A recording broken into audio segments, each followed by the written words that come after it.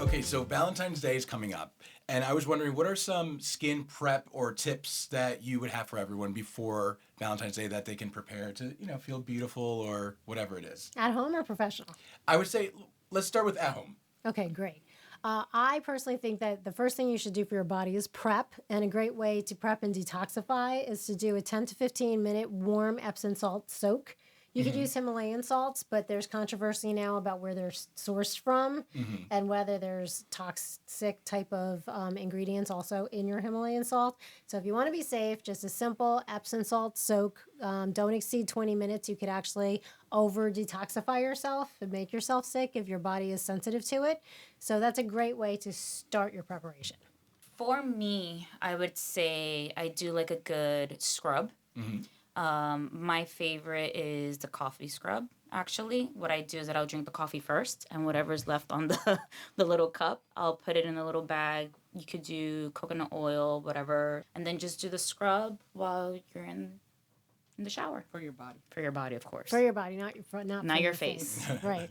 And I do have to point out, though, I've become very caffeine sensitive over the years. I don't know why. It's terrible. I can get a caffeine high off of a body scrub with coffee grounds. So I actually have to be really careful about that if I don't want to be like this for the next 2 hours. Maybe I should start doing the coffee scrub every other day then.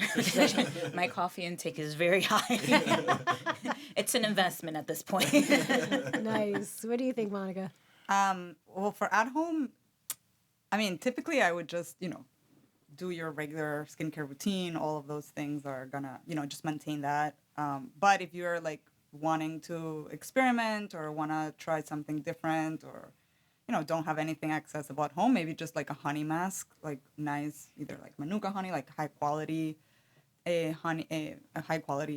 You can do a face mask that's it can be antibacterial. It's also going to hydrate the skin, and it tastes good, so it's nice.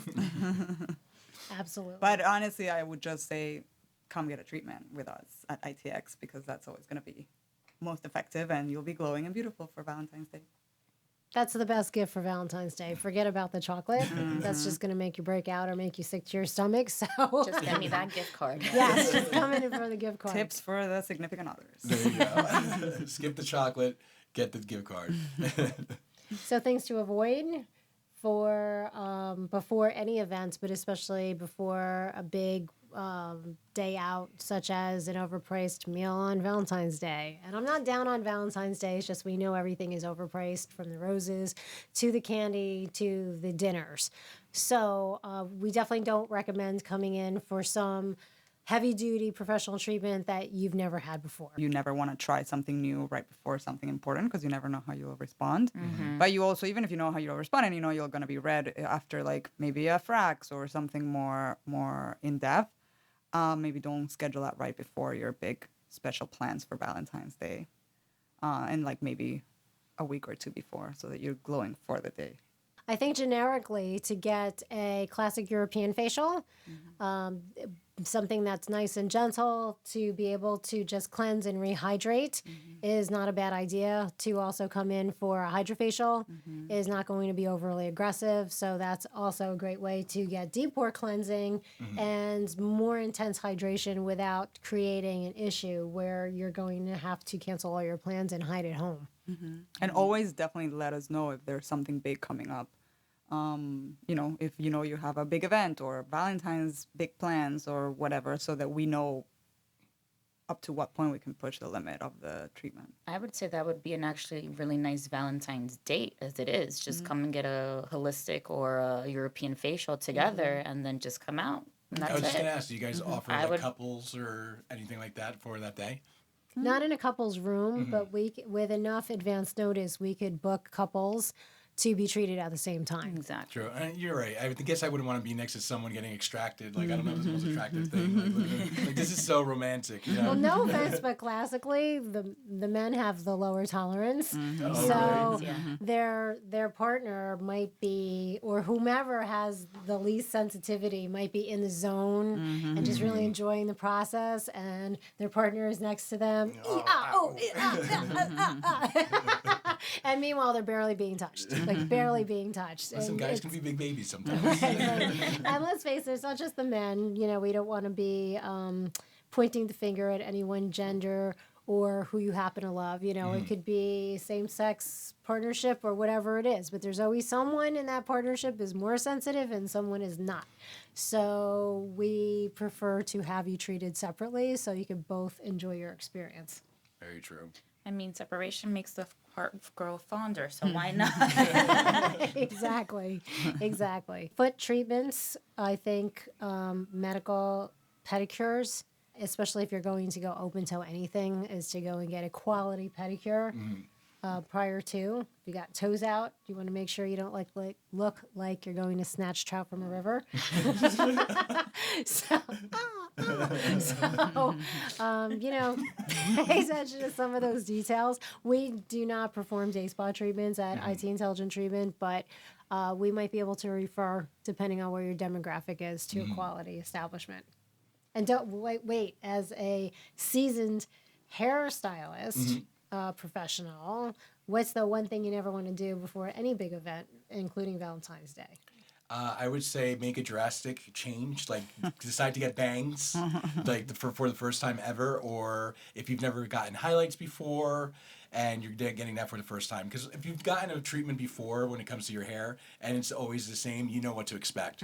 But when you're experimenting, that's not the day that you want to make a whole, like go from blonde to a redhead or anything crazy like that. You want to keep it simple or stick to what you know. Yeah, you would be surprised how many people come in like right before their wedding or whatever for the first time they're getting a facial and they're like the day before and you're like, oh my God, please don't. I've seen people come in like for other places that I used to work with where they would come in to get like a filler or something like that. And they're like, oh, it's still a week before. I should be okay. I should be okay. Try to talk them off of doing it. Yeah. They decide to do it anyway. And like the mother of the bride was completely bruised, black and blue. It was crazy. And it's just like they didn't want to listen and they still got it done. Yeah. You never know. Yeah, always a bad idea. Yeah. Try everything at least once before your big event and make sure that it works and that you go to the same person again and, you know, or the same establishment. And Absolutely. Coupon hopping is never a good idea also when you're especially when you're prepping for an event, as Monica just pointed out, because it's the commitment that we're making back to you. So we're understanding your skin. And your skin, honestly, your whole body is different every time you walk through the door. So we're pivoting constantly to make sure we're providing what's needed to that patient when you come in that day. And we have patients, like, for example, right now, we have a patient that is mother of the bride. She's a year out from the event. And she has a number of different issues she wants to address, and we are methodically working our way through that, from Somacell to Lift and Tighten, to fractionated laser resurfacing, to address textural issues afterwards with deeper wrinkling, incorporating PRP, working on hair growth stimulation. There's all these different things that we're doing something different from each quarter as we go through the year. And if she were coupon hunting and hopping around, you know, it's a recipe for disaster. And at the worst, maybe she never has a bad experience, but she doesn't see results. So she spent all that money and was so committed time-wise all year long, and then just looks in the mirror and is like, what is this? You know, what did I just spend all my money and time on? I mean, yeah, I think it's very important to like plan in advance and speak with us to have a plan as to what you want to achieve, and don't expect to come a month before with miracles. I think we mentioned that before. Yeah, we can't perform miracles the month before your special event. But something like Valentine's, sure, like we can definitely, you know, there's many things that we can do to prep your skin to be glowy, and you know, it's less of there's less potential for things to go wrong, and it's not such a high stakes situation. But just know that let us know what your limits are and how you don't want to be.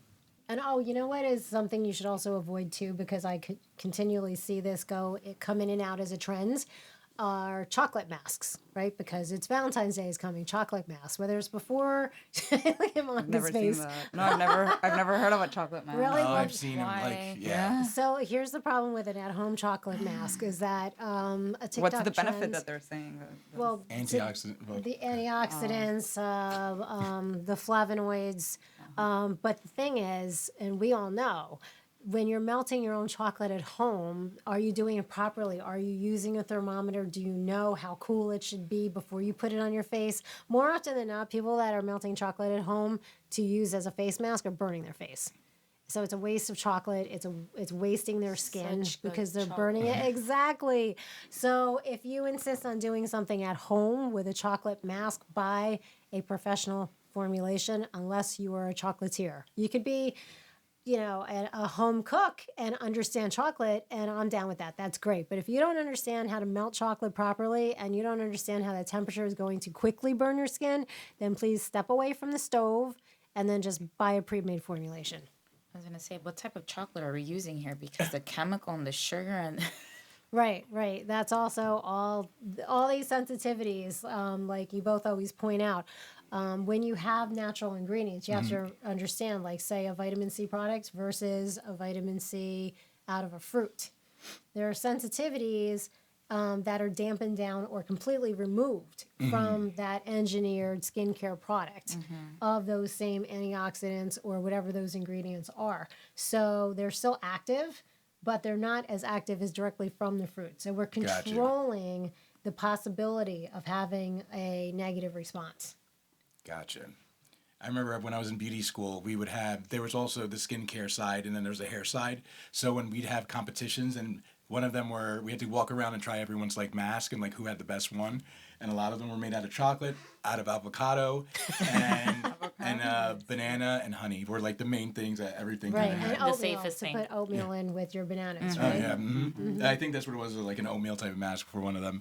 But yeah, so that's why when you said chocolate, I'm like, I remember that. I'm showing my age because when you said beauty school, I wanted to burst into that grease Beauty song. school dropout. Anyway, I think we're sharing some great advice, not to blow our own horns, but it is quite common, especially if you can't afford a professional treatment, to want to do something at home. But like we always preach, don't jump on every trend. Just try to do some research online to find something gentle, like a banana honey mask, right? Most people, if you're not allergic, this is going to be hydrating for you. It's not going to harm your skin. Don't try to do all this craziness because you're literally only going to end up looking crazy and then seeking us out to have to save all your money to have us help you fix that botched job.